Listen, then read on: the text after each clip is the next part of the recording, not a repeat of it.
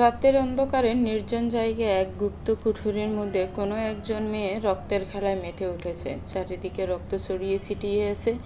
দেয়ালের সাথে টাঙ্গিয়ে রাখা আছে অসংখ্য ঝুলন্ত কঙ্কাল। জানালা খোলা থাকায় দমকা হওয়া ভেতরে আসার ফলে কঙ্কালগুলো দুলছে। রক্তের ব্যবসা গন্ধে যে কারোর গা গুলাবে। নিশ্চিত এক কোনো হসপিটালে অপারেশন করার সময় যা যা লাগে সেই সকল যন্ত্রপাতি রাখা আছে। মাঝখানে একটা স্ট্রেচারে একজন নগ্ন পুরুষ ঘুমিয়ে আছে চিরতরে। ছেলেটাকে দেখে মেয়েটার উচ্চস্বরে হাসতে লাগলো।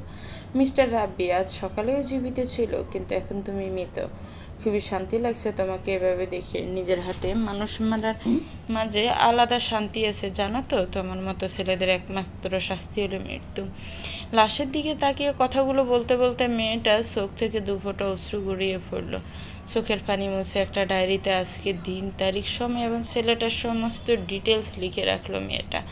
তারপর ছেলেটার শরীরে অ্যাসিড ঢেলে দিল। কয়েক মুহূর্তের মধ্যেই ছেলেটার শরীর থেকে মাংস গলে গলে পড়তে লাগলো। কি সেই বীভৎস দৃশ্য! তবুও মেয়েটার চেহারার কোনো পরিবর্তন হলো না। চোখে ক্রোধের সাথে সাথে পানি টলমল করছে। অন্যদিকে ঠোঁট জুড়ে রয়েছে বিস্তর রহস্যময় হাসি। ততক্ষণ পর্যন্ত অপেক্ষা করা কঠিন হলেও এক্ষেত্রে অপেক্ষা করা আরো বেশি কঠিন। কারণ একটি কথা পুঁজি করে সবাই সবার সাথে খুব বাজে খেলা খেলছে। এই খেলার শেষ কোথায়, কি হবে শেষ পরিণতি? রায়ান নিজের অফিসে বসে আছে। চোখে মুখে বিষণ্ণতা ছাপ স্পষ্ট। আসবো? দরজায় দাঁড়িয়ে তানবীরকে কথা বলতে দেখে রায়ান বলল, আরে তানবীর, তুমি এসো এসো, ভিতরে এসো। হ্যাঁ, আমি রাজের কেসের বিষয়ে কথা বলতে এসেছি।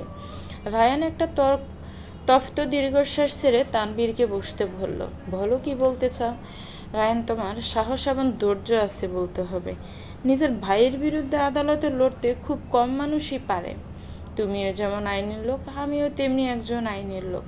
নিজের পেশায় আসার সময় আমাদেরকে শপথ গ্রহণ করতে হয় যেন কখনো অন্যায়ের সাথে আপোষ না করি আমরা। সেই শপথ ভাঙা আমার বা তোমার পক্ষে সম্ভব নয়।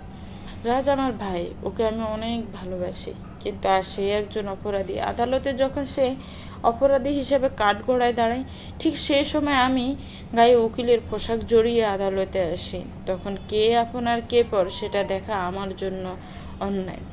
আজ রাত যদি আমার ভাই না হতো তাহলে কত সহজে তার বিরুদ্ধে লড়তে পারতাম আমি। কিন্তু যখন সে আমার ভাই, তখন আদালতে দাঁড়িয়ে কথা বলতে আমারও কণ্ঠস্বর কাঁপে। কিছুই করার নেই, আইন সবার জন্য সমান। পরের ক্ষেত্রে যেমন আমাদের মধ্যে এতটা সংকোচবোধ হয় না, তখন আপন কারোর বিরুদ্ধে লড়ার সময়ও আমাদের পেছন ফিরে তাকিয়ে নিজের কাছ থেকে বিচ্যুত হওয়া উচিত নয়। রায়ানের কথা শুনে তানবীর চুপ করে রইল। রায়ান ঠিকই বলেছে, আইনের লোকদের কে আপন আর কে পর এসব ভাবতে নেই। এসব ভাবলে যে সুষ্ঠু বিচার হবে না। রাজ আমার বেস্ট ফ্রেন্ড, নিজের থেকেও ওকে বেশি ভালোবাসে। হ্যাঁ, সে আমার জীবন থেকে অনেক কিছু কেড়ে নিয়েছে, তবে আমি তাকে মাফ করে দিয়েছি। কিন্তু আজ আর আমার হাতে কিছু নেই। রাজের এতটা অধঃপতন আমি সত্যি মানতে পারছি না। আচ্ছা, রাজের স্ত্রী অজান্তা কোথায় আছে এখন? অজান্তা ভাবি আর ভাইয়ের ডিভোর্স হয়েছে কয়েক মাস আগে। এই কেস শুরু হওয়ার প্রায় 2 মাস আগেই ভাইয়া আর ভাবির ডিভোর্স হয়েছে। রাজার অজান্তা না প্রেমের বিয়ে, তারপরে এত কিছু কেন হলো এটাই বুঝে উঠতে পারছি না আমি। ভাবি কখনো মা হতে পারবে না, এই জন্যই ওদের মধ্যে ঝামেলা চলছিল। এক পর্যায়ে ভাইয়া ভাবিকে বলে ওকে তৃতীয় বিয়ে করতে অনুমতি দিবে, নয়তো ডিভোর্স দিবে। ভাবি ডিভোর্স বেছে নেয়, কারণ কোনো মেয়ে নিজের স্বামীর ভাগ অন্য কাউকে দিতে পারবে না। রিঙ্কি তো প্রেগনেন্ট ছিল, তাহলে কেন রাজ রিঙ্কিকে মারলো? এটাই তো ধোঁয়াশায়। ভাইয়া যদি বাচ্চার জন্যই আরেকজনকে নিজের জীবনে নিয়ে আসে, তবে তাকে কেন মারবে? ওই কেনর উত্তর আমাদের কাছে নেই। এর উত্তর জানাটা খুব জরুরি আমাদের জন্য একমাত্র। তাহলে এই কেসের রায় দেওয়া সম্ভব। হঠাৎই রায়ানের কণ্ঠ নিচু হয়ে গেল। রায়ান অসহায় চোখে তানবীরের দিকে তাকালো। তানবীর ভাইয়ার কি ফাঁসি হবে? রায়ানের এমন কথায় তানবীর কি বলবে বুঝতে পারল না। কি হলো, বলো না, ভাইয়ার কি ফাঁসি হবে? দেখো রায়ান, এই কেস প্রতিনিয়ত যেদিকে আগাচ্ছে তাতে ফাঁসি হওয়াটা অস্বাভাবিক কিছু না। ফাঁসি না হলেও যাবজ্জীবন কারাদণ্ড তো হবে, কিন্তু ফাঁসি হওয়ার সম্ভাবনা অনেক বেশি। তানবীরের কথা শুনে রায়ানের চোখ দুটো ছলছল করে উঠল। হাজার হোক রাস্তার ভাই, নিজের চোখে ভাইয়ের শাস্তি দেখা কম কঠিন নয়। আজ আফসোস হয়, আগে যদি ভাইয়ের এই অধঃপতন সম্বন্ধে জানতো তাহলে হয়তো আজ এই দিনটা দেখতে হতো না কারোর। আজ তানবীর, রায়হান সহ সবাই অসহায়, চাইলেও রাজকে বাঁচানোর কোনো উপায় নেই। রাজ যা করেছেন তাতে তার শাস্তি পাওয়া জরুরি, আর সব মানা গেলেও একজন গর্ভবতী নারীর জীবন নেওয়া কোনো মানুষের কাজ হতে পারে না। এমন মানুষ নামক অমানুষের শাস্তি প্রাপ্য। এরকম কি করবে? তানবীরের কথায় রায়ানের ধ্যান ভাঙল। তুমি বলো, কি করতে চাচ্ছ? রিঙ্কির পরিবারে কে কে আছে এটা আগে জানতে হবে আমাদের। কিন্তু রিঙ্কি তো ভাড়া বাসায় থাকতো, এখানেও আত্মীয় স্বজনও তেমন নেই। তাহলে আমরা কিভাবে জানবো ওর পরিবারে কে কে আছে? এই রিঙ্কি কি কাজ করতো? রিঙ্কি একজন বার ডান্সার। কি? হ্যাঁ রায়ান, আমার ভাই শেষমেশে একজন বার ডান্সারের সাথে। ভাবতে লজ্জা লাগছে আমার। রিঙ্কি নিজেও ভালো মেয়ে নয়। রাজ ছাড়াও আরও অনেক ছেলের সাথে ওর সম্পর্ক ছিল। আর শুধু রাজ নয়, আরও অনেকের সাথে শারীরিক সম্পর্কে লিপ্ত হয়েছে রিঙ্কি। তাহলে কি রিঙ্কির গর্ভের সন্তান? প্রথমে আমি এটাই ভেবেছিলাম হয়তো রিঙ্কির পেটের সন্তান রাজের নয়, কিন্তু রাজ নিজেই স্বীকার করেছে এটা ওরই সন্তান ছিল। ড্যাম ইট, আমার ভাই নিজের দোষেই আজ কারাবন্দি। জানি না কি কারণে সে এমন জঘন্য কাজগুলো করেছে, আমিও ভেবে পাই না রাজ এমনটা কীভাবে করতে পারলো। অজান্তা রাজের প্রেম কাহিনী আমাদের ভার্সিটির মোটামুটি সবাই জানতো। সবাই রীতিমতো হিংসা করতো রাজান্তা জুটিকে। ওদের দুজনের ভালোবাসা সবার কাছেই স্মরণীয়। সেই জুটি আজ আর নেই। কি থেকে কি হয়ে গেল এসব? আমিও জানি না তানবীর ভাইয়া কেন এমন করলো, এর উত্তর আমার নিজের কাছেও নেই। অজান্তা কি জানি রাজের এসব বিষয়ে? যেভাবে টিভি চ্যানেল থেকে শুরু করে খবরের কাগজ, ফেসবুক সব কিছুর হেডলাইন ভাইয়ার এই নিউজ বেরিয়েছে, তাতে তো কারোরই অজানা থাকার কথা না। ভাবিও হয়তো এতদিনে সব কিছু জেনে গিয়েছে। যোগাযোগ হয় তোমাদের? কেমন আছে অজান্তা? যোগাযোগ করার সাহস পায়নি। কোন মুখে কথা বলবো বলো? লজ্জায় তার সামনে দাঁড়াতে পারি না আমি। তবে শুনলাম ভাবি ডিএমসিতে চান্স পেয়েছে। এই কয়েক মাস নাকি সে খুব কষ্ট করেছে মেডিকেলে চান্স পাওয়ার জন্য। দৃঢ় মনোবল ছিল বলেই ভাবি এত কিছুর পরেও অসম্ভবকে জয় করেছে। আসলে যখন মানুষ খুব বড় আঘাত পায় তখন একটা ইচ্ছাকে আঁকড়ে ধরতে বাঁচতে শিখে। ভাবিরও ইচ্ছে ছিল মেডিকেলে পড়া, নিজেকে প্রতিষ্ঠিত করা, তাই হয়তো এই অসম্ভবকে সম্ভব করেছে সে। যাক, তবুও ভালো, এত কিছুর পরেও নিজেকে গুছিয়ে নিতে পেরেছে, এটাই অনেক। আচ্ছা, এরপর কি করতে চাচ্ছ? অনেক খোঁজাখুঁজির পর জানতে পেরেছি রিঙ্কি সিলেটের মেয়ে। এখন আমাদের পরবর্তী কাজ হচ্ছে সিলেটে যাওয়া। তোমার টিমের সাথে আমিও যেতে চাই। আমি কাউকে নিয়ে যাব না, একাই যাব। কিন্তু এক্ষেত্রে তুমি যেতে চাইলে যেতে পারো, তবে গোপনে। আমি কাউকে জানাতে চাচ্ছি না এই কেসে গাপলা আছে। আমরা ছাড়া কোনো তৃতীয় পক্ষে এই কেসের সাথে জড়িত। ঠিক আছে, তাহলে আমরা আগামীকাল রাতের বাসে রওনা দিব সিলেটের উদ্দেশ্যে। আচ্ছা, তুমি প্যাকিং করে নাও, আমি আজ আসি, কাল দেখা হবে ইনশাল্লাহ। ঠিক আছে। এরপর তানবীর চলে গেল। রায়ান অফিস থেকে বের হয়ে বাড়িতে যাওয়ার জন্য রওনা দিল। তানবীরকে নিজের ফার্ম হাউসে দেখে রায়ান কিছুটা অবাক হয়ে ওর কাছে গেল। তানবীর, তুমি এখানে? আরে রায়ান, তুমি এখানে কি করছো? এটা আমার ফার্ম হাউস। কি সত্যি? হ্যাঁ, কিন্তু তুমি এখানে কেন? আমার মোবাইলে একজন কল করে বলল কেসের ব্যাপারে কথা বলবে, তাই এই ঠিকানা আসতে বলেছে। আমাকেও একই কথা বলে ডাকা হয়েছে এখানে। কিন্তু কে ডাকলো আমাদের? কোথায় সে? তখনই পাশ থেকে কেউ একজন বলে উঠল, আমিই রেখেছি আপনাদের। তানবীর আর রায়ান পিছন ফিরে একজন বোরকা পরিহিতা মেয়েকে দেখে ব্রু কুঁচকালো। কে আপনি? বলবো, আগে ভেতরে চলুন। ফার্ম হাউসটা যেহেতু রায়ানের, তাই সদর দরজার চাবি তার কাছেই আছে, রাইট? হ্যাঁ, ঠিক আছে, ভেতরে চলো তোমরা। কথাটা বলেই তানবীর, রায়ান আর আগন্তুক মেয়েটি ফার্ম হাউসের ভেতরে চলে গেল। এরপর সোফায় তিনজন মুখোমুখি হয়ে বসল। এবার বলো, কে তুমি? আমি রাইসা, রিঙ্কির ছোট বোন। মেয়েটার কথা শুনে রায়ান আর তানবীর একে অপরের মুখ ছাওছাই করে বলল, তাহলে এতদিন তুমি কোথায় ছিলে? বলছি, সব বলছি। তার আগে আমাকে আপনারা কথা দিন যেন আমার বোনের খুনের সুষ্ঠু বিচার হয়। অবশ্যই বিচার হবে, তুমি নির্দ্বিধায় আমাদের সবটা বলো। মেয়েটা নিজের মুখের নিকাব খুলে একটা দীর্ঘশ্বাস ছাড়ল। রিঙ্কি আপু ছোট বোন আমি, আমাদের বাবা মা নেই, দুজনেই অনাথ আশ্রমে বড় হয়েছি। একসময় আপু আমার ভবিষ্যতের কথা চিন্তা করে সিলেট থেকে ঢাকায় আসে একটা কাজের আশায়। আমি সিলেটেই রয়ে যাই। আপু ঢাকায় এসে কাজ খুঁজে পেয়েছিল ঠিকই, তবে কী কাজ সেটা আমি জানতাম না। আপু নিয়ম করে প্রতি মাসে আমাকে টাকা পাঠাতো। আমি একটা ভাড়া বাসায় থাকতাম। আপু মাঝে মধ্যে এসে আমার সাথে দেখা করে আবার চলে যেত। এভাবেই দিন চলতে লাগলো। আমিও পড়াশোনায় মনোযোগ দিলাম। আপু আমার জন্য সবসময় চিন্তা করতো, আমার যেন কোনো সমস্যা না হয়, আর তার সব ব্যবস্থা করতো। আমাকে খুব ভালোবাসতো আমার আপু। আপু কি এমন কাজ করে যার জন্য এত এত টাকা পায় সেটা জিজ্ঞেস করলে এড়িয়ে যেত। আমিও আর কিছু বলিনি। বিশ্বাস ছিল আমার আপু খারাপ কিছু করবে না। কিন্তু একদিন আমার সমস্ত ভাবনা ভুল প্রমাণিত করে আপু আমাকে বলে সে ঢাকায় একটা ভারে ডান্স করে। আপু দেখতে সুন্দর হওয়ায় অনেকের কুনজর ছিল তার উপরে। টাকার জন্য আপু পরে নিজে সতীত্ব বিসর্জন দেয়। এভাবেই আপুর ভার্জিনিটি নষ্ট হয়।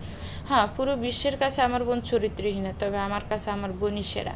কারণ এত সব কিছু আপু শুধু আমার জন্য করেছে, নিজের জন্য কেউ এমন করতে পারে না। আপুর প্রাণ ছিলাম আমি, তাই আমার ভবিষ্যতের কথা চিন্তা করে নিজেকে বিলিয়ে দেয় সবার কাছে। এসব জানার পরে আমি রাগে কষ্টে ঘিনে আপুর সাথে কথা বলা বন্ধ করে দিয়েছিলাম। কারণ এমন টাকা চাইনি আমি খুব সাধারণভাবে বাঁচতে চেয়েছি। তবুও আমার জন্য আপু এসব করেছে। আপুর এই অবস্থার জন্য নিজেকে দোষী মনে হতো। তাই লজ্জা আপুর সাথে কথা বলার সাহস হয়নি। আপু চেয়েও যোগাযোগ করতে পারিনি আমার সাথে। একদিন সরাসরি সিলেটে আমার কাছে এসে আপু কান্নাকাটি করে মাপ চাই। এছাড়া আপুর কাছে আর কোনো অপশন ছিল না বলেও জানায় আমাকে। হাজার হোক আপন বোন তো, তাই আর কথা না বলে থাকতে পারেনি। এর মধ্যে জানতে পারি আপু অন্তঃসত্ত্বা। বিয়ের আগে অন্তঃসত্ত্বা হওয়া কোনো স্বাভাবিক বিষয় নয়। আপু আমাকে বলে রাজ নামের একটা ছেলের সাথে দীর্ঘদিন সম্পর্ক, আর ওই সন্তান তারই। সে আপুকে বিয়ে করবে বলেছে। আমি সবটা শুনে চুপ করে যাই। কিছুই করা ছিল না আমার, সব ভালোই চলছিল। কিন্তু হঠাৎ একদিন রাতে আপু আমাকে কল দেয়। সচরাচর আপু এত রাতে আমাকে কখনোই কল দেয় না, তাই আমি ভয় পেয়ে সাথে সাথে কল রিসিভ করি। আপু আমাকে জানায় ওর জীবন সংকটে। আমি যেন খুব দ্রুত পুলিশ নিয়ে চট্টগ্রামে চলে আসি। আমি কি করব বুঝতে পারছিলাম না। ভয়ে মাথা কাজ করছিল না। আমি পুলিশকে না জানি একাই চলে যাই আপুর দেওয়া লোকেশনে। কিন্তু ততক্ষণে দেরি হয়ে গেছিল। সেই গোডাউনে পৌঁছানোর পর দেখি চারিদিকে অনেক ছেলে পিস্তল হাতে দাঁড়িয়ে আছে। আমি সবার চোখ ফাঁকি দিয়ে সাবধানে ভেতরে চলে যাই। কি মনে করে মোবাইলের ভিডিও অন করে রেখেছিলাম, আর ঠিক তখনই একটা মেয়ে আপুর গলা কেটে দেয়। নিজের চোখের সামনে বোনকে মরতে দেখেছি। এর থেকে কষ্টের আর কিছুই হতে পারে না। আমি সেও বাঁচাতে পারিনি আমার বোনকে। ওই সময় আমি আপুকে বাঁচাতে গেলেও নিজে মরতাম। কিন্তু আমার তো আপুর বিচার চাই। তাই সেদিন শত কষ্ট লুকিয়ে পালিয়ে যায় টাঙ্গাইলে আমার কেউ নেই। কিন্তু নিজের জীবন বাঁচানোর জন্য অচেনা এক শহরে পাড়ি জমে। ভাগ্যক্রমে সেখানে আমি এতদিন সুরক্ষিত ছিলাম। কান্নারত অবস্থায় কথাগুলো বলেই থামলো রাইসা। তানভীর আর রায়ান বাকরুদ্ধ হয়ে বসে আছে। সামনে বসে থাকে এই মেয়েটাকে সান্ত্বনা দেওয়ার মতো কোনো বাসা খুঁজে পাচ্ছে না কেউ। তখনই রায়ানের টনক পড়লো। রায়ান কৌতূহলী হয়ে প্রশ্ন করলো, ওয়েট, তুমি কি বললে? রিঙ্কিকে কোনো মেয়ে মেরেছে? হ্যাঁ। তার মানে রাজ রিঙ্কিকে মারেনি? না, সেখানে রাজকে আমি দেখিনি। তাহলে সেই মেয়েটা কে ছিল? আমার কাছে ভিডিও ক্লিপ আছে, ওই ফ্রেন্ড ড্রাইভের সব রেকর্ড করা আছে। রায়ানের কাছে ল্যাপটপ ছিল, তাই তাড়াতাড়ি ফ্রেন্ড ড্রাইভ অন করে ভিডিও ক্লিপটা দেখে চমক উঠল। ভিডিওতে এমন কিছু দেখবে তা কেউ কল্পনাও করেনি। মেয়েটাকে রেখে ফিলে চমকে উঠল তানভীর। রায়ান, এটা কিভাবে সম্ভব? আমি তো এখনো নিজের চোখকে বিশ্বাস করতে পারছি না তানভীর। রাইসা ওদের দুজনের কথা বুঝতে না পেরে বলল, কি হয়েছে? রায়ান কাঁপা কাঁপা কণ্ঠে বলল, কিছু না।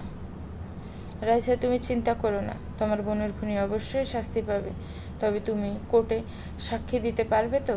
হ্যাঁ, পারবো। ঠিক আছে, তোমার সুরক্ষার দায়িত্ব আমাদের। আজ থেকে তুমি এখানেই থাকবে। সঠিক সময়ে কোর্টে নিয়ে যাওয়া হবে তোমাকে। আমরা রাতে এসে তোমাকে পাহারা দিব। এখন আমাদের যেতে হবে। আসছি। ঠিক আছে।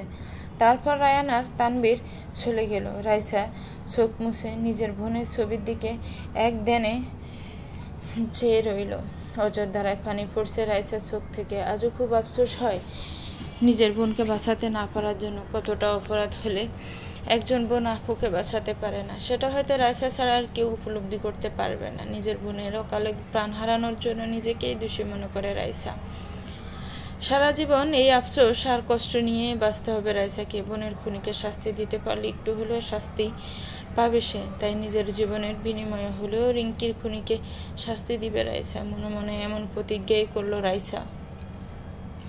সেই গোপন কুঠুরিতে একে অপরের দিকে বিস্ময়ে চেয়ে আছে তিনজন। অবয়ব দেখেই বোঝা যাচ্ছে দুজন ছেলে আর একজন মেয়ে। ছেলেটা চোখ মুখ লাল হয়ে আছে। তোমরা এখানে এসে ভালো করোনি, নিজেদের মৃত্যু ডেকে এনেছো তোমরা।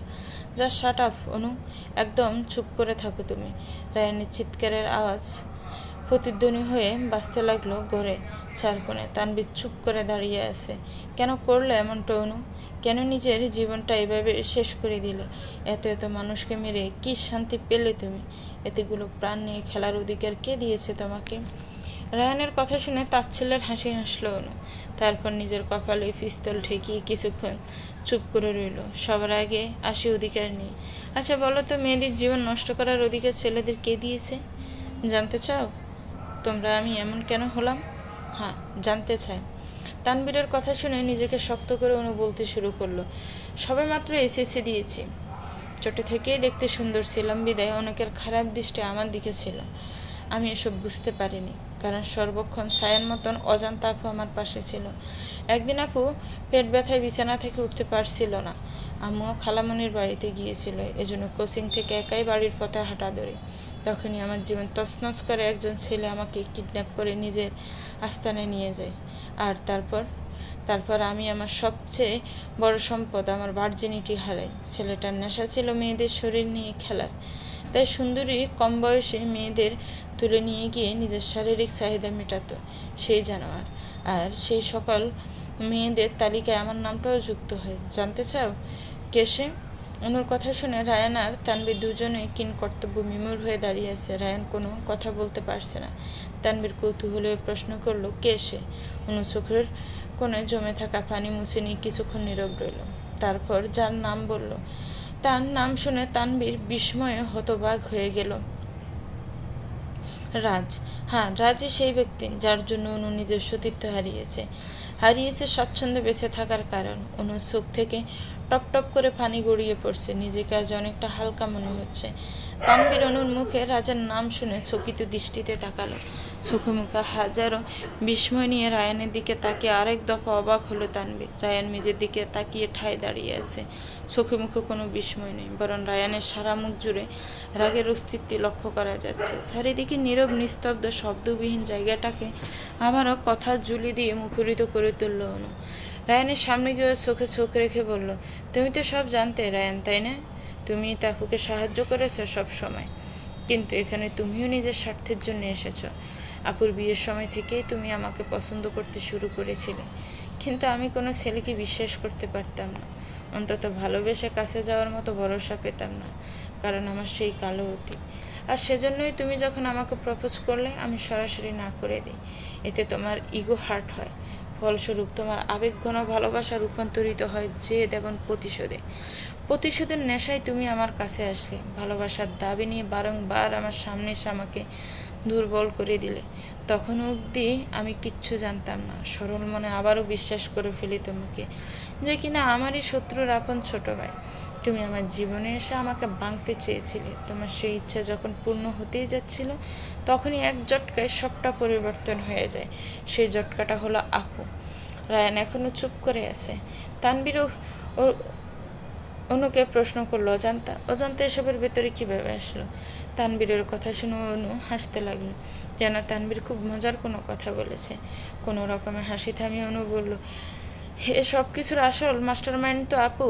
সত্যি বলতে রাজ খুব চালাক, নিজেকে আড়ালে রেখে কার্যসিদ্ধি করে। আমি তো জানতামই না কে সে মহান ব্যক্তি যে কিনা আমার এত বড় সর্বনাশ করেছে, কিন্তু আমার বড় আপু সব জানতো। কিভাবে জানতো সে অবশ্যই আমি জানি না। আপু সব কিছু জেনেই রাজকে বিয়ে করেছিল শুধুমাত্র প্রতিশোধের বশবর্তী হয়ে। রায়ান ও রাজের এই বিষয়ে কিচ্ছু জানতো না। রাজ এতটাই চালাক যে ওকে ধরা খুব কঠিন। কিন্তু অনুর কথার মাঝেই রায়ান বলে উঠল, কিন্তু অজান্তা আপুও কম চালাক নয়। রাজভাই আর অজান্তা আপুর ব্যাপারটা এমন ছিল যে ভাগা তেঁতুল আর বুনো ওল, কেউ কারোর থেকে কম যায় না। শেয়ানে টক্কর যাকে বলে। অজান্তা আপু বয়সে ছোট হলেও তার বুদ্ধিশক্তি তুখর। আপু আগে থেকে রাজভাইয়ের ব্যাপারে যেমন জানত, তেমনি আমার এই প্রতিশোধের ব্যাপারেও জেনে গিয়েছিল, তাই কৌশলে আমাকে সব কিছু জানায়। ঠিক তখন থেকে আমি আবারও অনুর প্রতি দুর্বল হয়ে পড়ি। তখনই শপথ করি ভাইয়াকে সব কিছু শাস্তি পেতে হবে। সেই শাস্তির ব্যবস্থা আমি নিজে করব। অনু আবারও বলতে শুরু করলো। আমিও রাজের বিষয়ে তখন জানতে পারি যখন রায়ান আর আপু একদিন গভীর রাতে ছাদে গিয়ে কথা বলে। সেদিন আমার ঘুম হুট করে ভেঙে যায়, তাই আপুর পেছন পেছন আমিও ছাদে আসি। সেই সময় আপু আর রায়ানের কথাগুলো শুনে আমার পায়ের নিচ থেকে মাটি সরে গিয়েছিল। ঠিক ওই মুহূর্তে আমি সিদ্ধান্ত নিই রাজকে শেষ করার। ঠান্ডা মাথায় মারতে চেয়েছিলাম আমি রাজকে, তাই কৌশলে আমি রিঙ্কিকে খুন করে দোষ চাপিয়ে দেই রাজের উপরে। রিঙ্কিকে তো এমনিতেও মরতে হতোই, কারণ সে নিজেও ভালো ছিল না। রিঙ্কির জন্যই তো রাজ আমার আপুকে ঠকিয়েছে। হ্যাঁ, আপু এই সম্পর্ক থেকে একদিন অবশ্যই বের হতো, কিন্তু রিঙ্কির জন্য আপু সমাজের কাছে খারাপ হয়েছে। আজ যদি সত্যি সত্যি আমার আপুর সুখের সংসার হতো রাজের সাথে, তাহলে এই রিঙ্কির জন্য সেটা নষ্ট হতো। আজ অজন্তার সংসার নষ্ট করবে, কাল অজন্তার মতোই আরেকজন মেয়ের সংসার ভাঙবে। তাই রিঙ্কির মতো এমন সমাজের কীটগুলোকে বাঁচিয়ে রাখার কোনো মানেই হয় না। তানভীর এত সব শুনে অবাকের উপরে অবাক হচ্ছে। কি থেকে কি হচ্ছে কিছুই বুঝতে পারছে না সে। সব যেন তার মাথার উপর দিয়ে যাচ্ছে। ফিসার আবি বাকি হে মেরা দোস্ত। সবার মনে নিশ্চয়ই প্রশ্ন জাগছে, ঝামেলা তো আমাদের মধ্যে, তাহলে আমি এত খুন কেন করলাম? কারণটা খুব সহজ। এখানে মোট 35টি মানুষের কঙ্কাল আছে, সবগুলোই ছেলে। যে সে ছেলে নয়, বড়লোক বাপের বকে দেওয়া সন্তান সবাই। এদের প্রত্যেকের নেশা ছিল ড্রাগস নেওয়া এবং গ্যাং রেপ করা। যারা মেয়েদের জীবন নিয়ে খেলে তাদের বেঁচে থাকার অধিকার নেই।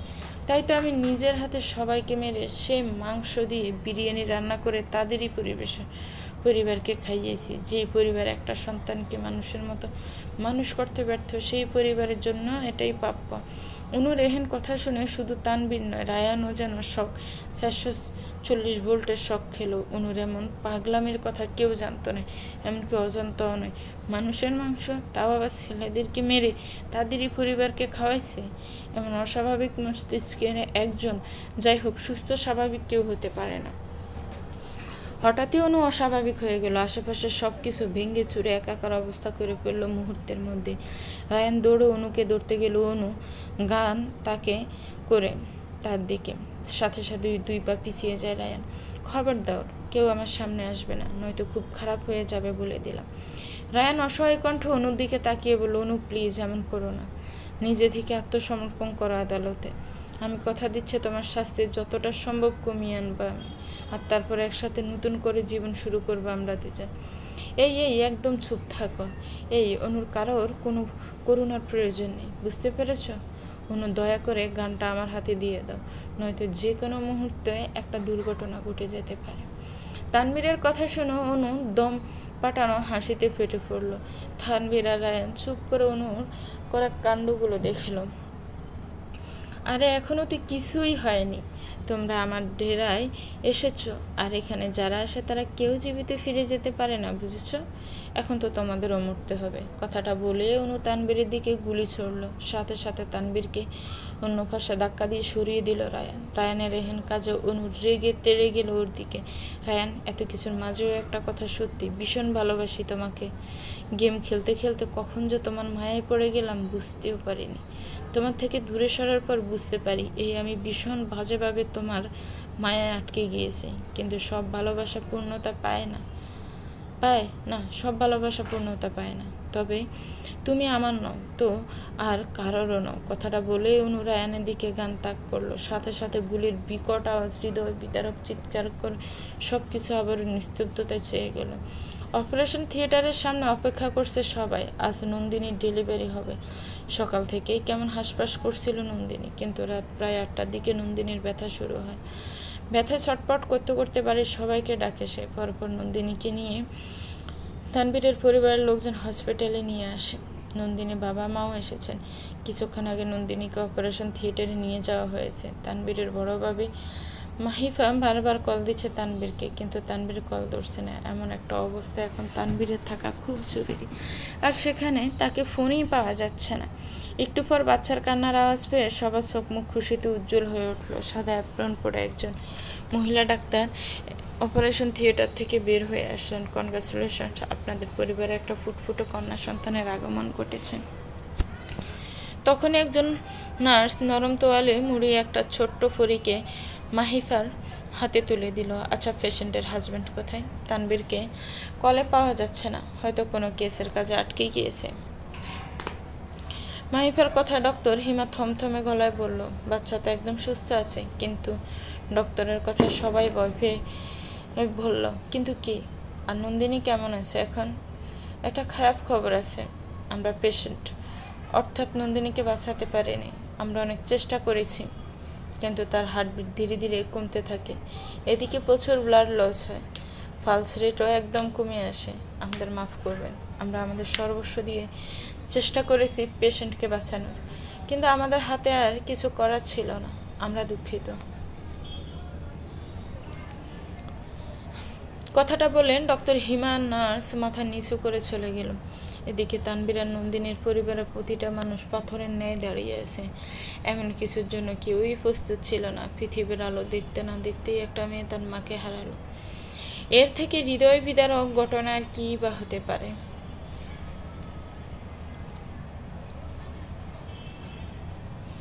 দেখতে দেখতে 6 মাস পেরিয়ে গিয়েছে। এই 6 মাসে 3টা পরিবার পুরোপুরি পাল্টে গিয়েছে। রাজ, তানবীর আর অজান্তার পরিবারে নেমে এসেছে অমাবস্যার অন্ধকার। প্রিয়জনদের হঠাৎ চলে যাওয়াতে বাক্যহীন এই 3 পরিবারের প্রতিটি মানুষ।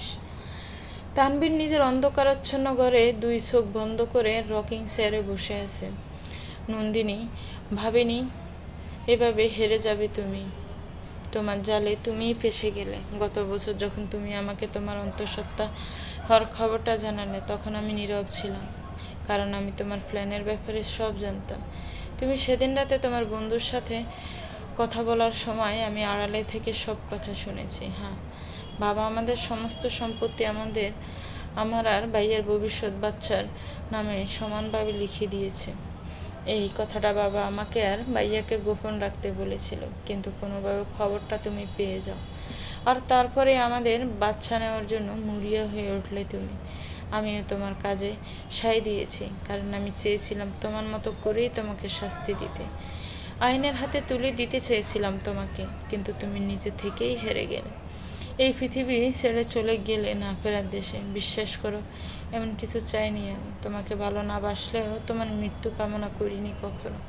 কি অদ্ভুত খেলা! মাতৃত্বের স্বাদ গ্রহণ করতে চেয়েছিলে সম্পত্তির লোভে, অথচ সেই সম্পত্তি পাওয়ার আগেই নিরুদ্দেশ হয়ে গেলে তুমি। নিজের মনে কথাগুলো বলে হাত থেকে নন্দিনীর ছবিটা সরিয়ে রাখলো তানবীর। কোনো এক অদ্ভুত কারণে তানবীরের মন অশান্ত হয়ে আছে। না, নন্দিনীর জন্য নয়, নন্দিনী তার করা পাপের শাস্তি পেয়েছে। স্বয়ং উপরওয়ালা নন্দিনীকে তার করা পাপের শাস্তি দিয়েছে, কিন্তু তানবীর ভালো নেই নিজের করা ভুলের জন্য। ছোট্ট একটা ভুলের কারণে নিজের ভালোবাসাকে আবার হারিয়ে ফেলেছে সে।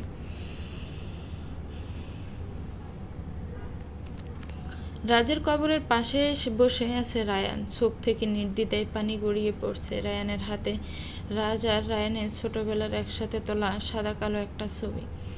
রায়ানকে জড়িয়ে ধরে দাঁড়িয়ে আছে রাজ, দুজনের মুখে ফনচ্ছল হাসি। ছবিটা দেখে ডুকরে কেঁদে উঠল রায়ান। ভাইয়া কোথায় তুই? তোকে ছাড়া আমি ভালো নেই ভাইয়া। তুই অন্যায় করেছিস, অনেকের জীবন নিয়ে খেলেছিস, তার জন্য পাশের দড়িতেও ঝুলেছিস।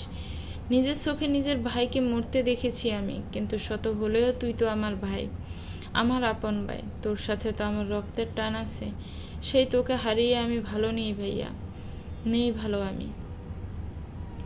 আমার জীবন থেকে যে একসাথে 2 জন প্রিয় মানুষ হারিয়ে গেল, কি করে ভালো থাকবো আমি? আমার ভালো থাকার সমস্ত কারণ যে আজ বিলুপ্ত প্রায়। গভীর রাত, ঝিঝি পোকার আওয়াজ শোনা যাচ্ছে। কনকনে শীতের মধ্যেও গায়ে শুধু একটা পাতলা চাদর জড়িয়ে আকাশপানে তাকিয়ে আছে অজান্তা। চুলগুলো এলোময়ে হয়ে জট লেগে আছে। বোঝাই যাচ্ছে ঠিক মতো এই চুলে চিরুনি লাগানো হয় না। আর ফোলা চোখগুলো লাল টকটকে, যেন রক্ত ঝরে পড়বে এক্ষুনি। উষ্ঠদয় মৃদু কাঁপছে। শ্যামলতার মায়াবী মুখখানা বড্ড ভয়ঙ্কর লাগছে আজ। অনু, কেমন আছিস বোন আমার? ওই দূর আকাশের তারা হয়ে ভালো আছিস? কিন্তু দেখ, আমি ভালো নেই রে, একদম ভালো নেই। তোকে ছাড়া কি আমি ভালো থাকতে পারি বল? তুই যে আমার প্রাণ ভোমরা। আগেকার দিনে নাটকে দেখতাম প্রাণ বোমারা হয় মৌমাছি, কাঠি, সাবি, আর এসব নষ্ট হয়ে গেলে মানুষ বাঁচত না। আগে এসব দেখে খুব হাসতাম। এ আবার হয় নাকি? মানুষের প্রাণ তো তার শরীরেই থাকে। এসব মৌমাছি, কাঠি, ছাবিতে তো মানুষের প্রাণ থাকে না। কিন্তু আজ বুঝতে পারছি, একজন মানুষ নিঃশ্বাস নিচ্ছে মানে সে বেঁচে আছে এমন নয়। আমি তো এখন জীবিত থেকেও মৃত, কারণ আমার প্রাণ বোমারা যে তুই, সেই তুই তো আর আমার কাছে নেই। নিজেকেই খুব ঘৃণা হয় আমার। আমি যদি আর 2 সেকেন্ড আগে ওখানে পৌঁছাতে পারতাম, তাহলে তানভীর তোকে মারতে পারতো না। আমি একজন ব্যর্থ বোন যে, আর তার আদরের ছোট্ট পুরীর মতো বোনটাকে বাঁচাতে পারিনি। আমাকে মাফ করে দিস বোন, তোর এই ফালতু আপুটা তোকে বাঁচাতে পারিনি, আমাকে মাফ করে দিস। কথাগুলো বলতে বলতে ছাদের কার্নিশ ঘেঁষে বসে পড়লো অজান্তা। আবারও অযোধ্যারা বৃষ্টিপাত হতে লাগলো তার চোখ জোড়া থেকে। এই 6 মাসে এমন কোনো দিন বা রাত নেই যখন অজান্তা অনুর কথা ভেবে কাঁদেনি। অজান্তার বাবা মাও ভেঙে পড়েছেন নিজের আদরের ছোট মেয়েকে এমন অকাল মৃত্যুতে। কিন্তু সময়ের সাথে সাথে তারা একটু হলেও স্বাভাবিক হতে পেরেছে। স্বাভাবিক হতে পারেনি শুধু অজান্তা, কিভাবে স্বাভাবিক হবে সে? নিজের চোখের সামনে নিজের বোনের বুকে গুলি লেগে রক্তের ফোয়ারা দেখা, নিজের কোলে নিজের বোনের শেষ নিঃশ্বাস ত্যাগ করা, নিজের হাতে নিজের বোনকে কাফনের কাপড়ে ঢেকে দেওয়া, এসব সহ্য করা তো এত সহজ নয়। অজান্তা সেই মেয়ে যে এখনো অবধি সবকিছু সহ্য করে বেঁচে আছে। অবশ্য বেঁচে থাকাকে বেঁচে থাকা বলে না। অজান্তা তো সেদিনই মরে গিয়েছে যখন অনুকে দাফন করা হয়েছে। অজান্তা কাঁদতে কাঁদতে অনু ছবি নিজের বুকে জড়িয়ে ধরলো। অনু জানিস, রাজের না ফাঁসি হয়েছে। রায়ান নিজে রাজের বিরুদ্ধে তোর হয়ে কেস লড়েছে। রায়ান ছেলেটা খুব অদ্ভুত। প্রথমে প্রতিশোধ নিতে চাইলো, তারপর আবার ভালোবাসার জন্য নিজের ভাইকে ফাঁসির দড়িতে ঝুলালো। আমার তো নিজের থেকে বেশি রায়ানের জন্য কষ্ট হয়। আমি তো রাজকে ভালোবেসে বিয়ে করিনি। রাজকে বিয়ে করেছিলাম প্রতিশোধের নেশায়। রাজ জানতো না তুই সেই মেয়ে যাকে ও ড্রাঙ্ক অবস্থায় রেপ করেছিল। কারণ তোর তো প্লাস্টিক সার্জারি করে চেহারা পাল্টে ফেলেছিলাম আমরা। এরপর আগের বাসা ছেড়ে অন্য জায়গায় বাড়ি করলো বাবা, যার ফলে তোর কালো অতীত সম্পর্কে কেউ জানতো না। আমরা তোকে একটা সুস্থ জীবন দিতে চেয়েছিলাম, তার জন্য যা যা করার সবই করেছি। এজন্যই রাজ তোকে চিনতে পারেনি। তাই তো আমার প্রেমে পাগল হয়ে আমাকে বিয়ে করে রাজ, নিজের অজান্তে বিয়ে করে নিজের শত্রুকে। সে যে শত্রু তার ধ্বংস এনেছিল তার জীবনে। সবই ঠিক ছিল, কিন্তু একদিন রাজের অবৈধ কাজের সমস্ত প্রমাণ আমার হাতে চলে আসে।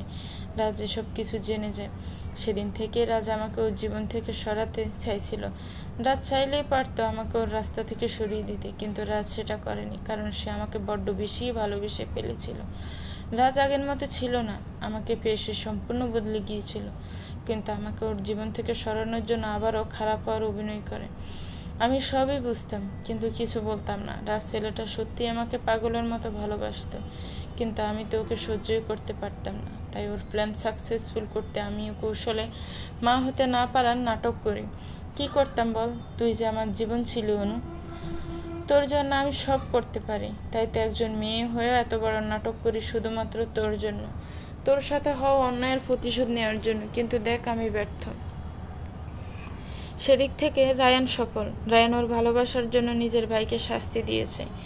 রায়ান কিন্তু চাইলেই পারত রাজকে বাঁচাতে, কিন্তু ও সেটা করেনি। সব ছেলেরা খারাপ হয় না, এই কথাটা রায়ান প্রমাণ করে দিয়েছে।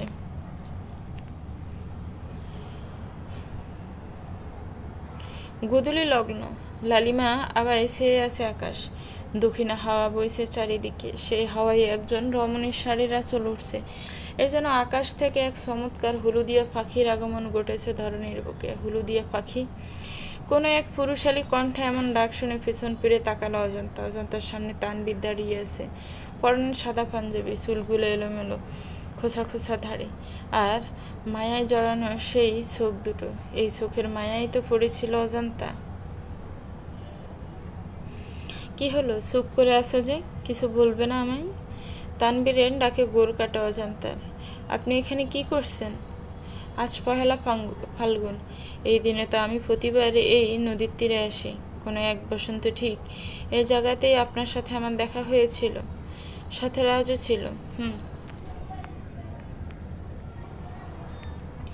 এরপর বেশ কিছুক্ষণ নীরবতা কাটিয়ে তানভীর নিজেই বলে উঠল, কেমন আছো হলুদিয়া পাখি? সেটা নিশ্চয় অজানা নয় আপনার। এভাবে কেন বলছো? নিজের বোনের খুনিকে আর কিভাবে বলবো বলুন তো? অজান্তা বিশ্বাস করে আমি ইচ্ছে করে কিছু করিনি। প্রতিশোধ নিলেন তো? আপনাকে ঠকানোর প্রতিশোধ? না অজান্তা, তুমি ভুল বুঝছো। সেদিন অনু রায়ানকে গুলি করার সময় আমি বাধ্য হয়ে অনুর হাতে গুলি করি, কিন্তু দুর্ভাগ্যবশত গুলিটা অনুর বুকে ডান পাশে লেগে যায়। আপনি চাইলেই পারতেন আমার বোনকে বাঁচাতে, কিন্তু আপনি ইচ্ছাকৃতভাবে আমার বোনকে মেরেছেন। কিন্তু কেন এমনটা করব আমি? আপনার বিয়ের প্রপোজাল রিজেক্ট করে আপনারই বেস্ট ফ্রেন্ডকে বিয়ে করেছিলাম আমি। হয়তো এটারই প্রতিশোধ নিলেন আপনি। সি অজান্তা, আমি এতটাও নীচ নই যে এমন কিছু করব। আর আমি জানতাম রাজ যেভাবেই হোক তোমাকে ওর করে নিত, কারণ রাজ নামেই আমার বেস্ট ফ্রেন্ড ছিল। ও সবসময় আমার জীবন থেকে আমার প্রিয় জিনিসগুলো কেড়ে নিয়েছে। তুমিও তার ব্যতিক্রম নও। সব কিছু জেনেও আমি কেন এমন করব বলো? তানবীরের কথা শুনে অজান্তা কিছু না বলে আকাশের দিকে তাকালো। চোখের পাতা ফেলতে দুফোঁটা অশ্রু গড়িয়ে পড়লো অজান্তার চোখ থেকে। তানবীর করুণ চোখে তাকালো অজান্তার দিকে। তানবীরের নিজেকে বড্ড অপরাধী মনে হচ্ছে। আজ তার জন্যই এসব হলো। তানবীর জানেন, আমি আমার বোনকে খুব ভালোবাসি। আমার যখন 3 বছর বয়স, তখন আমার খেলার কোনো সাথী এই পৃথিবীর বুকে এসে একটা ছোট্ট পুতুল। সেই পুতুলের নামকরণ হয় আমার নামের সাথে মিলিয়ে, অজান্তার বোন অনু। ছোট থেকে আমরা দুজন একে অপরের ছাড়া থাকতে পারতাম না। আমাদের দুজনের মতো দুষ্টু মিষ্টি সম্পর্ক খুব কমই দেখা যায়। 24 ঘন্টার মধ্যে 18 ঘন্টায় আমরা ঝগড়া করতাম, কিন্তু তার মাঝেও আমাদের দুজনের একে অপরের প্রতি অফুরন্ত ভালোবাসা ছিল। স্কুল জীবনে থাকতে সবাই আমাদের দেখে অবাক হতো। সাধারণত এক বোন খুব চঞ্চল হলে আরেক বোন খুব শান্ত হয়, কিন্তু আমি আর অনু আমরা দুজনেই চঞ্চল ছিলাম। আমরা যেখানেই যেতাম সেই জায়গা মধ্যমণি হতাম আমরা। আমাদের জীবন ভালোই চলছিল, কিন্তু হঠাৎ এক দমকা হওয়ায় সব শেষ হয়ে যায়। যেদিন আমি আমার বোনকে বস্ত্রহীন অবস্থায় একটা পরিত্যক্ত গোডাউনে পড়ে থাকতে দেখি, সেদিনই আমার পুরো দুনিয়া উল্টে যায়। আমার বোনের দিকে তাকাতে পারছিলাম না আমি। সেই বেজা চোখ দুটো আমাকে এক মুহূর্তের জন্য শান্তিতে থাকতে দিত না। আমার চঞ্চল প্রাণবন্তা বোনটা নিমিষেই গুটিয়ে নেয় নিজেকে অন্তঃকরচ্ছন্ন ছাড় দেয়ালের মাঝে। সব সময় চুপচাপ থাকতো, আয়না দেখতো না অনু। আমার রূপচর্চা নিয়ে পাগল হওয়া বোনটা 1 মাসে একবারও আয়না দেখতো না, জানেন? আমি এসব মানতে পারিনি। বাধ্য হয়ে আমরা আমাদের আগের বাড়ি শহর সব কিছু ছেড়ে নতুন শহরে চলে আসি। বোনের মুখের প্লাস্টিক সার্জারি করাই, যেন কেউ আমার বোনকে চিনতে না পারে। কেউ যেন আমার বোনের দিকে আঙ্গুল তুলে বলতে না পারে সে দর্শিতা। যেদিন অনুকে আমি সেই পরিত্যক্ত গোডাউনে পাই, সেদিনে প্রতিজ্ঞা করি আমার বোনের এত বড় ক্ষতি যে করেছে তার জীবন শেষ করে ছাড়ব। আপনাকে যেদিন এখানে প্রথম দেখি সেদিনে ভালো লেগে গিয়েছিল, কিন্তু যখন জানতে পারলাম আপনার বেস্ট ফ্রেন্ড রাজ, তখন আমি আবার ধাক্কা খেয়েছিলাম। পরে সিদ্ধান্ত নিয়ে রাজকে বিয়ে করার। ওর জীবনে গিয়ে তিলে তিলে মারতে চেয়েছিলাম আমি ওকে। আমি ভেবেছিলাম রাজ আমাকেও শুধু নিজের চাহিদা মেটানোর জন্য বিয়ে করেছে। তবে আমার সমস্ত ভাবনা ভুল প্রমাণিত করে রাজ আমাকে সত্যি সত্যিই ভালোবাসতে শুরু করে। সব আমার প্ল্যান মতোই চলছিল, কিন্তু একদিন রাজ আমাকে একটা ছেলের সাথে নির্জন জায়গায় দেখে ফেলে। ছেলেটা রায়ান ছিল। রাজ সেসব না বুঝে আমাকে ভুল বুঝে। ও ভেবেছিল আমি ওকে ছেড়ে অন্য কারোর সাথে সম্পর্কে জড়িয়েছি। আসল কাহিনী তো সে জানতো না। এরপর থেকেই রাজ আমার উপর রেগেছিল।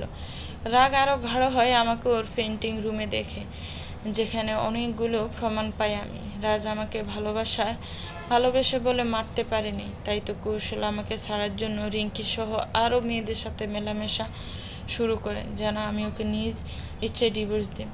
সেই ইচ্ছা পূরণ হওয়ার জন্য আরও বড় কাজ হলো আমার মা না হতে পারা।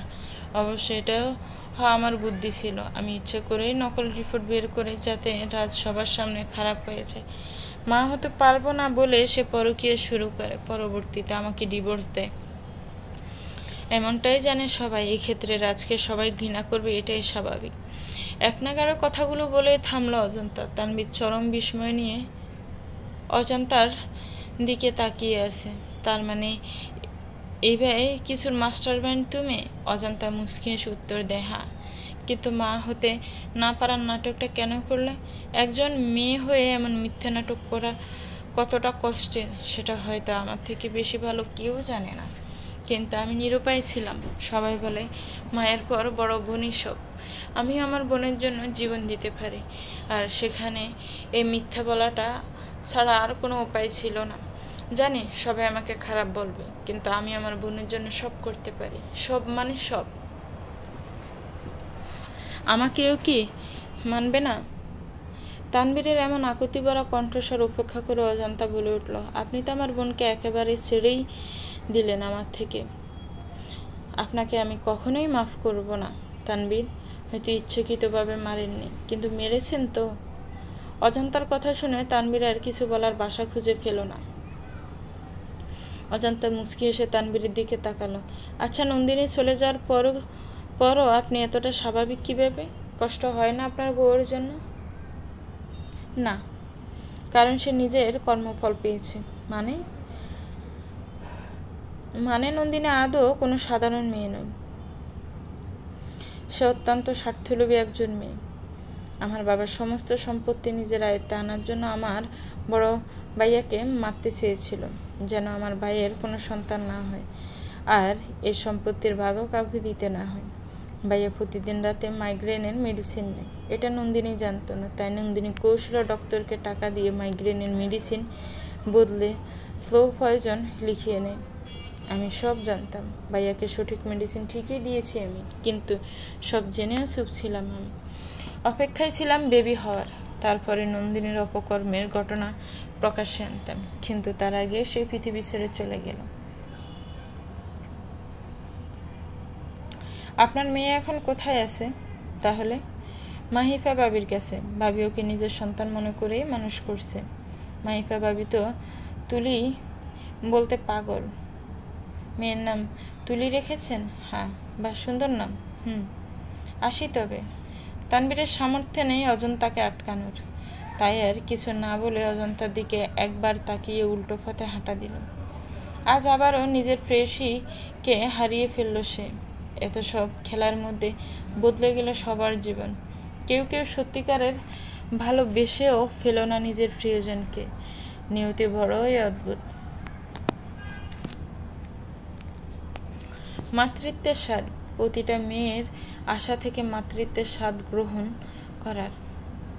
কেউ কেউ নিজের স্বার্থে একটা নিষ্পাপ প্রাণ নিয়ে খেলে, আবার কেউ কেউ নিজের আপনজনকে ভালো রাখতে নিজের স্বপ্নে বিসর্জন দেয়। একদিকে নন্দিনী নিজের স্বার্থে মা হওয়ার জন্য মরিয়া হয়ে উঠল, কিন্তু দিন শেষে কোনো কিছু ভোগ করতে পারল না। অন্যদিকে অজান্তা নিজের বোনের সাথে হওয়া অন্যায়ের প্রতিশোধ নেওয়ার জন্য মা হওয়া থেকে বঞ্চিত হলো। একটা মেয়ের জন্য মা হওয়া কতটা আনন্দের সেটা প্রতিটা নারী উপলব্ধি করতে পারে। এই দুনিয়াতে অনেক রকমের মানুষ আছে। কেউ সন্তান হয় না বলে কাঁদে, আবার কেউ সন্তান নিতে চায় না। অজান্তা আর নন্দিনীর সম্পূর্ণ বিপরীত মেরু দুইজন মানুষ। একজন নিজের স্বার্থের জন্য সন্তান নিল, আরেকজন প্রতিশোধের নেশা মাতৃত্বের স্বাদ গ্রহণ করা থেকেই বঞ্চিত হলো। সবার মনে প্রশ্ন আসতে পারে, এমন হওয়া কি সম্ভব? এর উত্তর হবে হ্যাঁ, সম্ভব। কারণ পৃথিবীতে এমন কিছু নেই যা সম্ভব নয়। পৃথিবীর মানুষগুলো এক একজন এক এক রকম। সবার চাহিদা, ইচ্ছা, আকাঙ্ক্ষা, স্বপ্ন আলাদা, তাই পৃথিবীতে কোনো কিছুই অসম্ভব নয়। অজান্তা, রাজ, তানবীর, নন্দিনী, অনু, রায়ান, এই 6 জনের জীবন একে অপরের থেকে সম্পূর্ণ আলাদা ছিল। তবু কোনো এক অদৃশ্য সুতোর বাঁধনে আটকা পড়ে সবাই একই জায়গায় এসে থমকে দাঁড়িয়েছে। অজান্তা এমন একজন মেয়ে যে কিনা তার বোনের জন্য সব করতে পারে। বোনের জন্য নিজের জীবনের সুখ, শান্তি, ভালোবাসা, ভালো লাগে সব কিছুর বিসর্জন দিতে প্রস্তুত সে। রাজ চরিত্রটা খুব রহস্যময়। প্রথমে তার নেশা ছিল টাকা আর মেয়ে, কিন্তু এক মায়াবিনীকে দেখে এক পলকেই নিজেকে পাল্টে ফেলল সে। তবুও আগের সকল পাপের শাস্তি তাকে পেতেই হতো। নিজের ভালোবাসার মানুষ তাকে মৃত্যুর দিকে ঠেলে দিয়েছে। রাজ সব কিছু জেনেও চুপ করেছিল, কারণ ভালোবাসার মানুষের জন্য মরতে পারলেও শান্তি। তাই তো নিজের ভাই আর বউয়ের নতুন রূপ দেখেও নীরব থেকে বরণ করে নিয়েছে মৃত্যুকে। তানভীর চরিত্রটা সবচেয়ে বেশি চমকপ্রদ, কারণ তানভীর নামক সেই ছেলেটা এতটা ঠান্ডা মাথার মানুষ, যার মন এবং মস্তিষ্কে কখন কি চলে সেটা একমাত্র সেই জানে। মানুষ সব পরিস্থিতিতে এতটা শান্ত থাকতে পারে তা প্রমাণ করার জন্য তানভীর নামটাই যথেষ্ট। নন্দিনী, মানুষ কতটা স্বার্থলোভী হতে পারে এবং নিজের স্বার্থের জন্য কতটা নিচে নামতে পারে তার এক জ্বলন্ত প্রমাণ নন্দিনী। নিজের পেটের সন্তানকে পর্যন্ত নিজের খেলার গুটি হিসেবে ব্যবহার করেছে সে। কথাটা শুনতে খারাপ লাগলেও এটাই সত্যি। যে সম্পত্তির জন্য এত কিছু, সেই সম্পত্তি পাওয়ার লোভে এক অজানা গন্তব্যে ছুটতে ছুটতে পৃথিবীর বাইরেই চলে গেল সে। এজন্যই হয়তো বলে বাপ তার বাপকেও ছাড়ে না। অনুপুরো গল্পের সূচনা এবং সমাপ্তি এই একজনের মাঝেই নিহিত। অনুর প্রতি অজান্তার ভালোবাসা এই গল্পের মূল কাহিনী। দুই বোনের এক অনন্য ভালোবাসার দৃষ্টান্ত অনু এবং অজান্তা। কিন্তু অনুর পাগলামিগুলো অস্বাভাবিকভাবে বেড়ে যাওয়ার ফলে তাকে মৃত্যুর কোলে ঢলে পড়তে হয়েছে। সবকিছু উপেক্ষা করে অনুর মৃত্যু সার্থক, কারণ সে তার প্রিয় মানুষটার বুকে শেষ নিঃশ্বাস ত্যাগ করেছে। রায়ান নামক ছেলেটার করুণ পরিণতির মাধ্যমে এই গল্পের সমাপ্তি, কারণ সে যেমন একদিকে নিজের আপন ভাইকে হারিয়েছে, তেমনি আরেকদিকে নিজের ভালোবাসাকে হারিয়েছে। নিজের চোখে ভাইয়ের মৃত্যু দেখা আর নিজের কোলে প্রিয় মানুষকে মৃত্যুর কোলে ঢলে পড়তে দেখা, তার বুকেই ভালোবাসার মানুষের শেষ নিঃশ্বাস ত্যাগ করা, এসব কিছু শিকার রায়ান। একজন মানুষের ধৈর্যের চরম এক পরীক্ষার জ্বলন্ত দৃষ্টান্ত ছিল রায়ান নামের চরিত্রটি। ভালোবাসা, প্রতিশোধ, লোভ, নেশা, রহস্য এবং হিংস্রতার সংমিশ্রণে গঠিত এক গল্প মাতৃত্বের স্বাদ, যার সূচনা এবং সমাপ্তি দুটোই এক। কষ্ট আর ভাঙনের মাধ্যমে সৃষ্টি হয়েছিল মাতৃত্বের স্বাদ গল্পটির। সেই কষ্টকে আরও এক ধাপ বাড়িয়ে দিয়ে সকলের করুণ পরিণতির মাধ্যমেই শেষ হলো এই গল্প মাতৃত্বের স্বাদ সমাপ্ত। তো ভিউয়ার্স, গল্পটা কেমন লেগেছে একটি গঠনমূলক কমেন্টস করে জানাবেন। গল্পটা ভালো লাগলে একটি লাইক করবেন, গল্পটাকে শেয়ার করবেন, আর আমার চ্যানেলটাকে প্লিজ সাবস্ক্রাইব করবেন। যারা অলরেডি সাবস্ক্রাইব করে রেখেছেন তাদেরকে অনেক অনেক ধন্যবাদ। ভালো থাকবেন, সুস্থ থাকবেন, আমার চ্যানেলের সাথেই থাকবেন। নতুন নতুন আরও গল্প আসবে। আল্লাহ হাফেজ, আসসালামু আলাইকুম।